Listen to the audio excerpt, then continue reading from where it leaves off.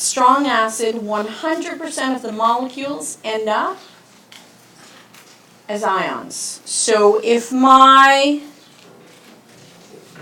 formula for my acid is HA, all of that will become H plus ions and A minus ions. And that's why we have a single arrow, because none of the molecules of the acid exist, bless you, in water. All of it is changed into H plus. For a weak acid, we have less than 50% ionization. So that means only some of the molecules ionize. So if my weak acid has this formula, I have some of these molecules, some of these ions, some of these ions,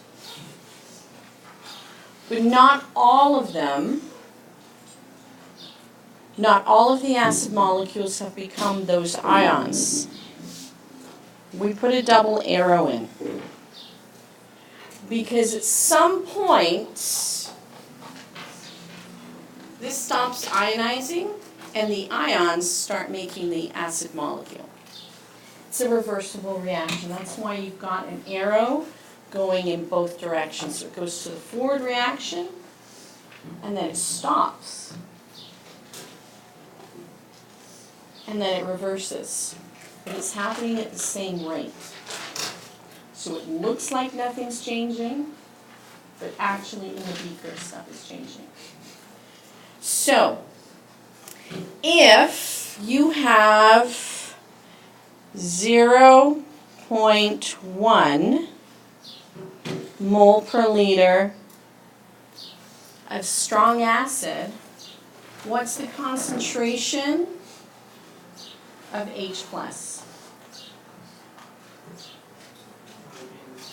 It's going to be the same because there's one H plus in the formula, and all of the acid molecules became H plus ions and the negative ion. But less than 50% actually do that for the weak acid. So if you have 0.1 mole per liter, you will not have 0.1 mole per liter H plus ions. You will have a quantity a lot less. And it could be as much less as 1 times 10 to the negative 5 moles per liter. So you get a very small amount of H plus forming. How do you figure out pH?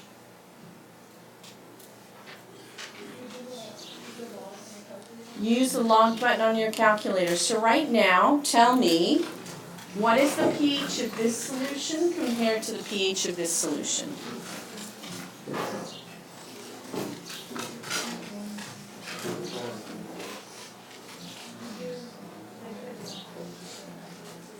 You must know how to use your calculator to do this question. Stephen? First one's just 1. It's not.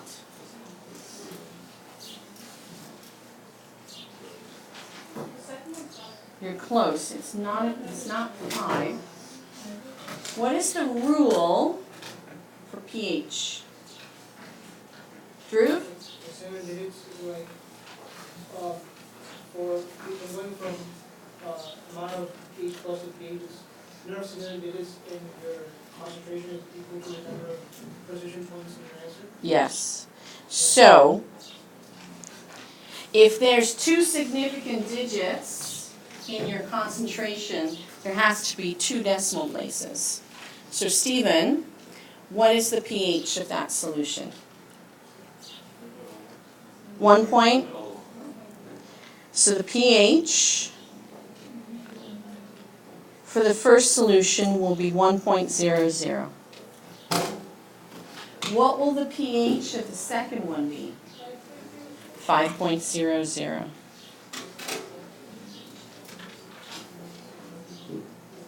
So a strong acid will always have a lower pH than a weak acid.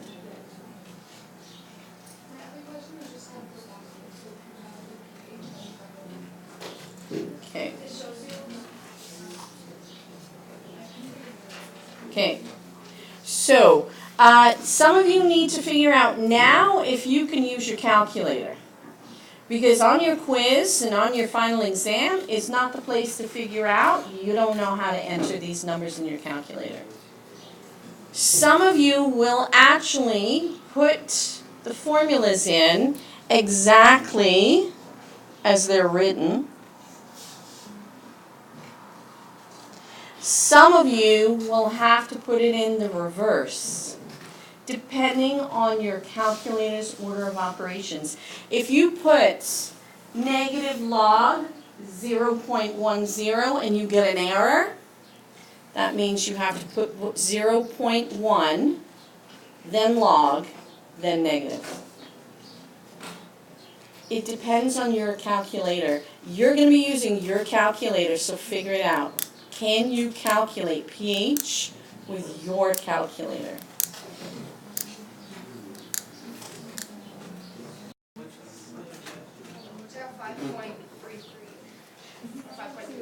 $5.33. 5.34 is the pH. Okay, so these are the formulas that you need. So what if you're given a pH of 5.39? No, we just did one close to that. How about 3.75? 3.75.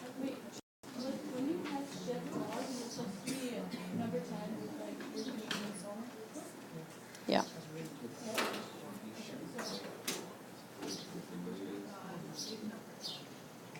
If you have a really big number, you didn't put the minus sign in. Yep.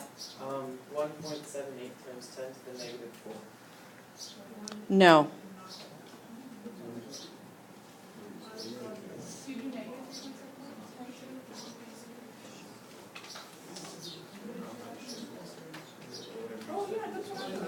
No. You did everything correctly, but you gave me the wrong answer.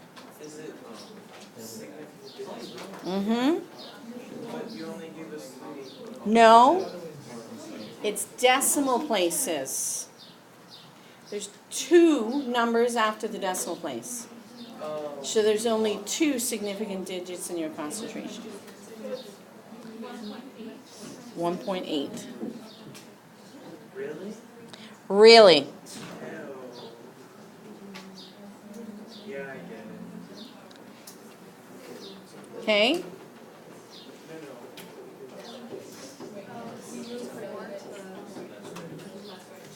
Yeah. It's 0.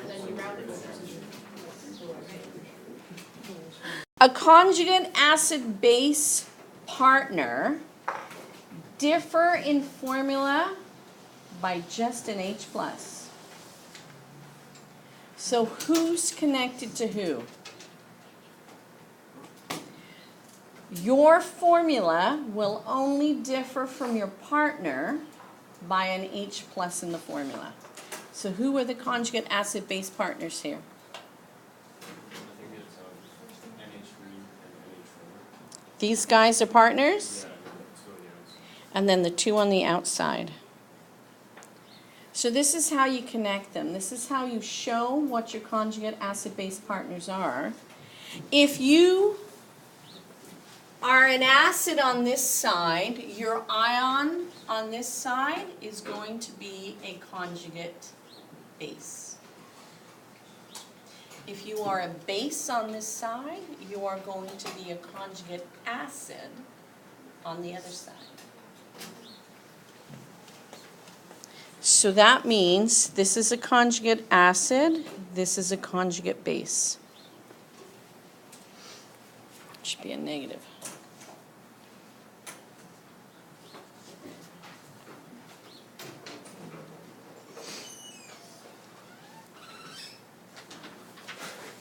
All right, so another equation.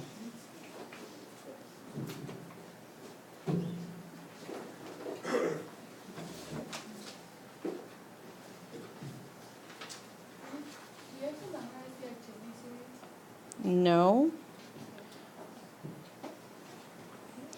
That would mean I've lied to you all year. Okay, I want you, for this second equation, to identify who's the acid, who's the base.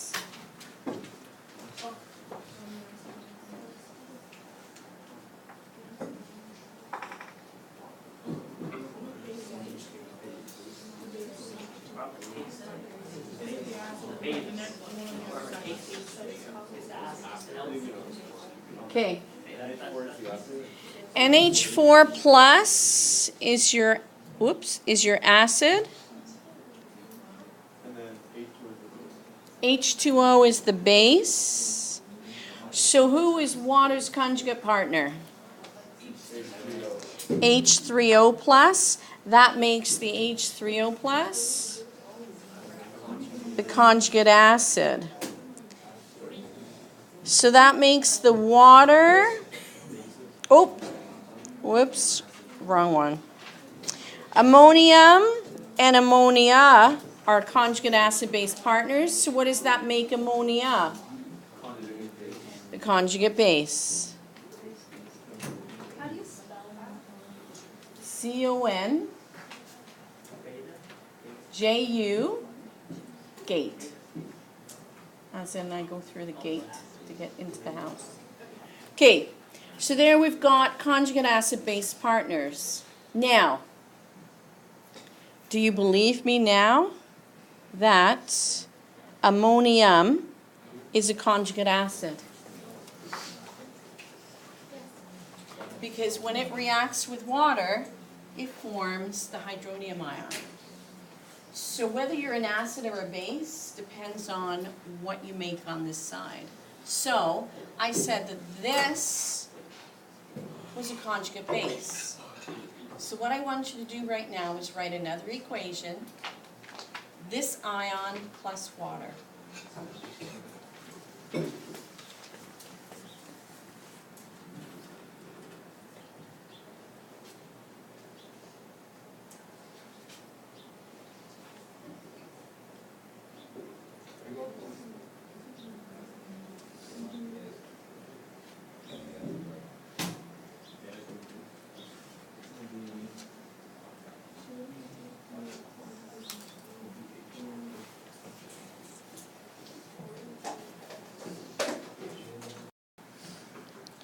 On an organic acid is the one that's connected to the OH group.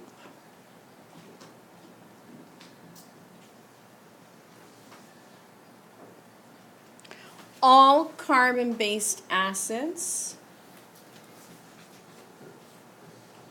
have an OH. That is the only acidic hydrogen. These are not. Okay, these are not acidic hydrogens. They can't pop off because it's not polar enough.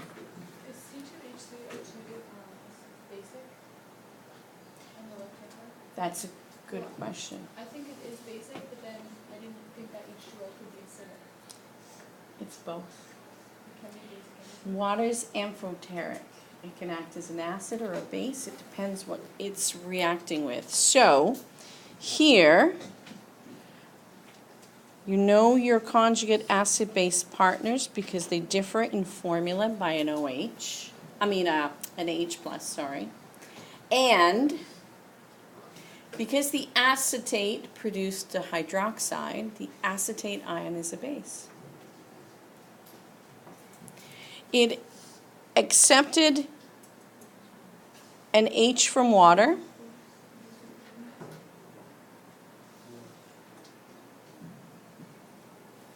It accepted an H from water, so that makes it a base. It produces an OH minus, which means it's a base. If you're ever stuck, you don't know whether you're making an H plus on the right-hand side or an OH minus, the charges have to be balanced. If you have a negative ion on this side, you will make a negative ion. The only one that's negative is OH. If you have a positive ion on this side, you have to make a positive ion on the other side, H plus or H3O plus. Okay, so that's conjugate acid-base partners. Are you okay with that? They're weak acids and weak bases, which is why I put the double arrows in. Because that's where the O was, that it came off of. Sometimes you're going to see it. This is the most common way of writing it. Sometimes you're going to see it like that.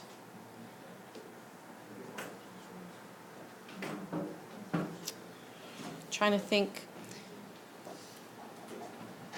I guess sometimes.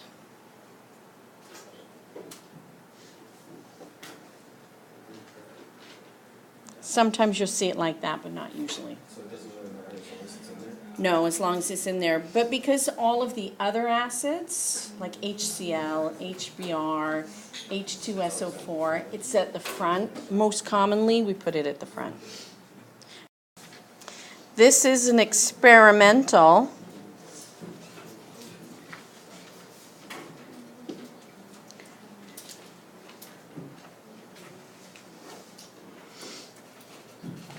it's experimental terminology. The end point is where your indicator changes color.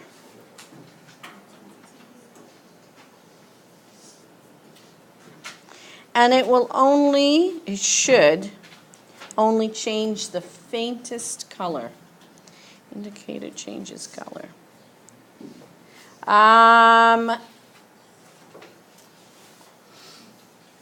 Who's got some pink? Okay, can you hold up?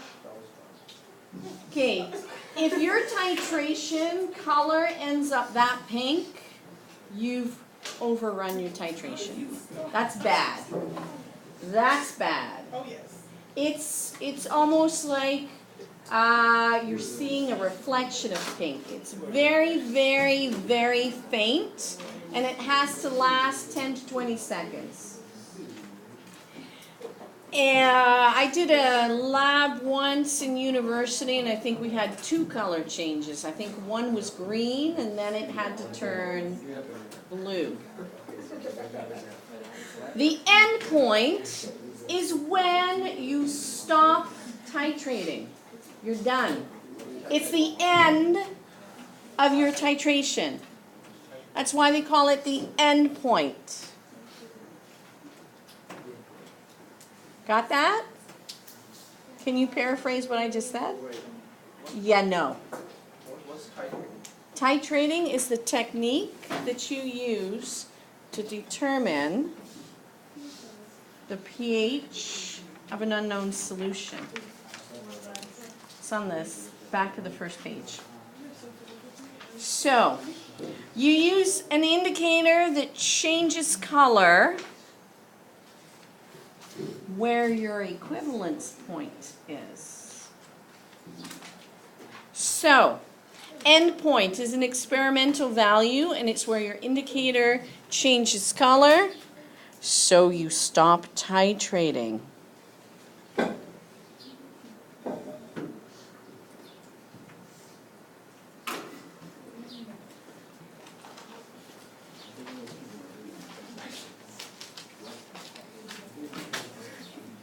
So you're looking for a visual cue that tells you that you have now neutralized the substance in the flask.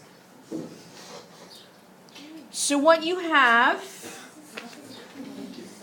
is you have a retort stand with a burette clamp, and most burette clamps can hold 2 different burettes. So that just means you're really close with your neighbor, which you don't want to be. The long tube is called a burette, and it's graduated so that it's gotten out of high school already. No, sadly. It's graduated, which means its milliliters are marked off. There's something called a stopcock, which is this part. It's this part here. When it's perpendicular to the tube, it's off. When it's parallel with the tube, this is the bottom of one that fell off. I thought it was a toy eraser. It is, no, this is the bottom of your burette. It's a real type. It actually inserts into the bottom of the tube. So now it's open. So now you can deliver your titrant, which is the liquid in your burette. So you turn it on and you turn it off. And this part is called the stopcock. Don't ask me why. It does stop your titration. I don't know about the other part. So, right now it's closed. All right, so when it changes color, you stop the titration, which is the end point. The equivalence point is not experimental, it's mathematical. I haven't done any. No, I mean online. Oh, muffin. I don't do well, my statements are my. Well, your numbers are. Your equivalence point is when you've neutralized your solution. So moles of acid equals moles of base. You need to know where your equivalence point is in order to pick your indicator. So you want your endpoint to be at your equivalence point. So if you are titrating with a strong acid and a strong base, you can use phenolphthalein as your indicator. If you are titrating a weak acid with a strong base, you cannot. It will not change color at the equivalence point. Okay? Write a balanced chemical equation. So if you haven't done this question, write a balanced chemical equation.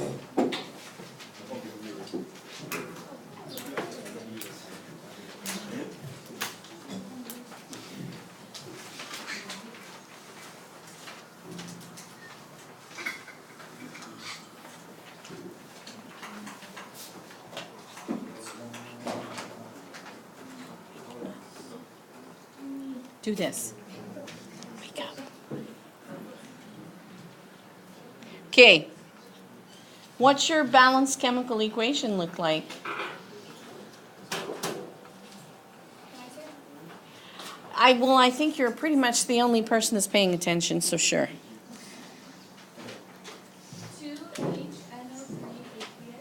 2HNO3 HNO3, didn't you say it was sulfuric acid?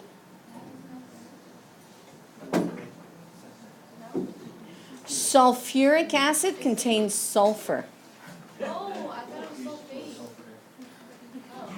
You just gave me nitric acid, which would contain nitrogen. Okay? What's the formula for sulfuric acid?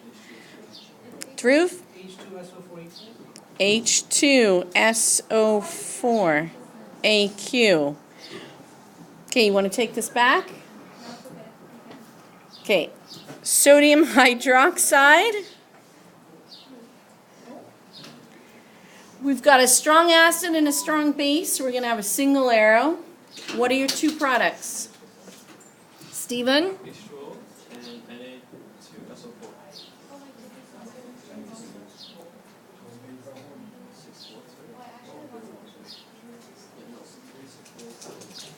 So, you make an acid, when you have an acid and a base, you make a salt, and water. A salt is a generic term for an ionic compound. There better be donuts or chocolate on the other side of that door. 2 in front of Na and in front of H2O. Okay, so which substance do we actually know 2 pieces of information for? H2SO4. So we know volume, we know concentration, we can find moles. So, No, Yes. no.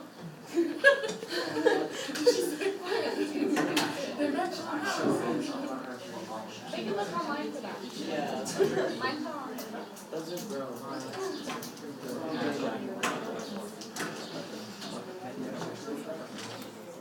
there you go. Multiply those 2 numbers and you've got your moles of acid.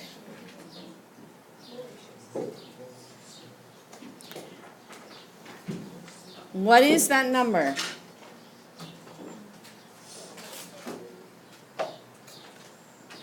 Somebody with a calculator. Say it louder. 0.02353. 0.02. 353.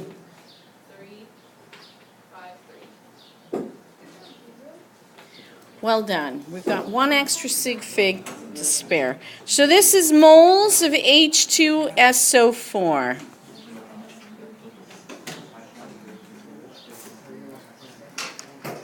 Now, we know at the equivalence point, moles of acid equals the moles of base. So you're going to convert. Do you know how to do this? So you should be listening. Okay, so what you're going to do, because at the equivalence, moles of acid equals the moles of base, you're going to use your mole ratio to convert to moles of base. So there are 2 moles of sodium hydroxide used for every 1 mole of sulfuric acid. So now you have the moles of sodium hydroxide.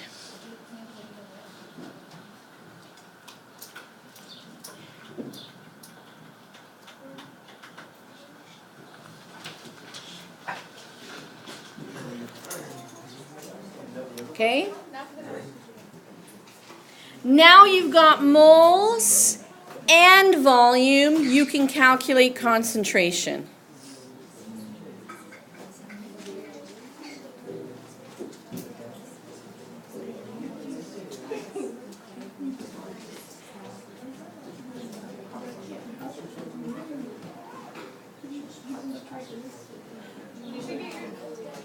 Where are you going with this talk next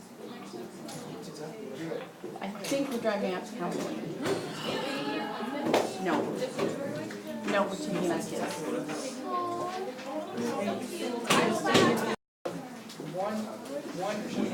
1.8? 1.9? So does it fall within the range? No. No.